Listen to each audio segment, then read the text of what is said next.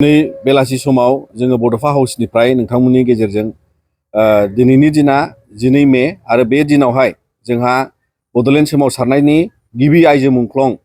गायदे आरो हेलेना बिथांमोननि मुङैहाय दिनै जोङो बे सानखौ जोङो गोथार मानिनानै लायो आरो बेजों लोगोसे जों गासै दुलाय बर' फरायसा आफादनि गाहाय मावख'निफ्राय लानानै मोनफ्रोमबो जिल्ला आरो दख'रा मावख'आव जोङो दिनै बिथांमोनखौ मान होगोन बिबार बावगोन लोगोसेयै जोङो बिथांमोननि मुङैहाय जोङो जेवारि बाथि सावगोन मानोना दिनै मुंख्लंहा जेबो राव थाया नाथाय जों थांनानै थानायफोरनि थाखाय जाय समाव बड'लेण्ड सोमावसारनाय सम बै समाव बिथांमोनहा बाया मोजोमा गिनाय गैया जेबो बानाय गैयाबा बिथांमोनहा गावनि जिउखौ बावसोमनानै दिनैनि जोंनि इयुनखौ बिथांमोनहा रोखा खालामनानै दोनलांदों आरो बिनि थाखायनो मुंख्लं बिथांमोनहा माखासे सम गावसिनि बावसोमनायजों जोंनि इयुनखौ थिरांथा खालामनानै होलांदों दा बिनि थाखायनो बेयो जोंनि बिबान आरो दिनै गासै बर' माहारिनि थाखाय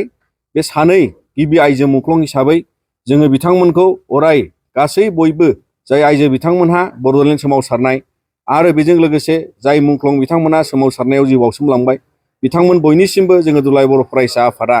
दिनैनि सानजों लोब्बा लाखिनानै जों मान बावहरो अराय सम जाहाथे बिथांमोननि जिउ सोरगोआवहाय थानानै गासै थांना थानाय बर' सुबुंफोरनि थाखाय आरो बर' माहारिनि जे माहारियारि बाद जाय बिथांमोनहा बेबायदि बर' माहारियारि बादखौ लानानै बावसोमलांनानै दिनै जोङो बेबायदि थांनानै थानायफोरनि थाखाय मोनसे इयुन मोनसे जि सोरजिलांबाय आरो बेबायदिनो जाहाथे जोङो बर' माहारिखौ आरोबाव गोख्रोंनिफ्राय गोख्रोङै गेरेमसा माहारि दानायनि थाखाय बड'फा उपेन्द्रनाथ ब्रह्मनि जि मोनसे नोजोर बिथाङा जे बर' हारिखौ गेरेमसा खारि खालामनायनि थाखाय दा बे गासै बिथांनि नोजोरजों लोगोसे बिथांमोननि बावसोमलांनायजों जाहाथे जोङो दिनैनि 12 मेनिफ्राय आरोबाव फिन गोसोखांफिननानै जे बर' माहारिनि इयुननि थाखाय जों थांनानै थानाया गोबां मावनांगौ दं होननानै जों सानो आरो बिनि थाखायनो दुलाराय बर' फरायसा आफादा जोंनि बे माहारियारि सार्थखौ लानानै जों अराय सम मुंख्लंफोरखौ मान होलांगोन आरो अराय सम बिथांमोननि आद्रा थानाय हाबाफारिफोरखौ जोङो फारि फारि मावजोबनो थाखाय जोङो थिरांथा लानानै दावगालांगोन।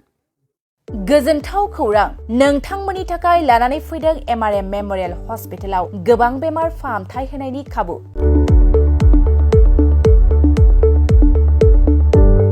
बेमारि सुबुंफोरनि थाखाय गोजोनथाव खौरां एमआरएम मेम'रियेल हस्पिटालाव मोजां रोंगौथि गोनां डक्टरफोरजों बेमारि सुबुंफ्रा मोजां फाहामथाय लानो हानाय सुबिदाखौ लानानै फैबाय एमआरएम मेम'रियेल हस्पिटाला।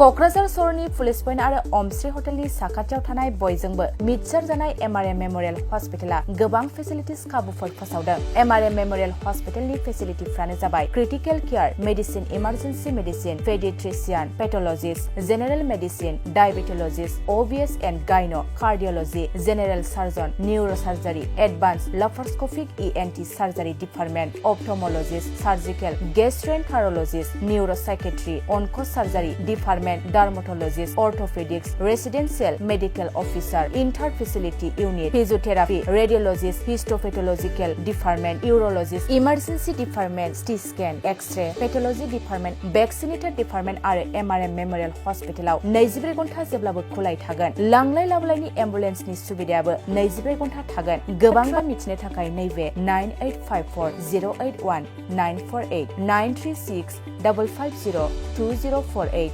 जानबुं नाम्बाराव फन खालामनानै नोंथाङा मिथिनानै लानो हागोन।